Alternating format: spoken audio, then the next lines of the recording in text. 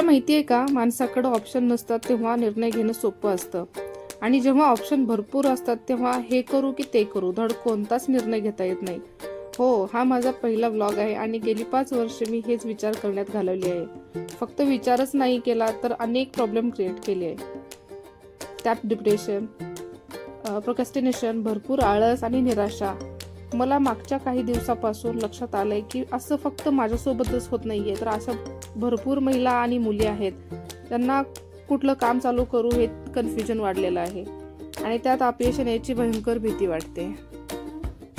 Finally आज गणेश स्थापना आहे, त्यानिमित्तानं मी ठरवलं आहे की आजपासून डेली व्लॉग करायचे आणि डेली व्लॉग येणार आहेत. आजपासून मी पण एक चॅलेंज घेतलेलं आहे आणि ते आहे डेली व्लॉगिंगचं. आणि डेली व्लॉगिंगमध्ये काय माझी प्रगती होते हे 100 डेजमध्ये आपण बघणार आहोत. तर दररोज एक डेली व्लॉग हा येणार आहे आणि यामध्ये माझी काय प्रगती होते आणि तुम्हाला त्यातून काय मोटिवेशन मिळते ते पाहूयात.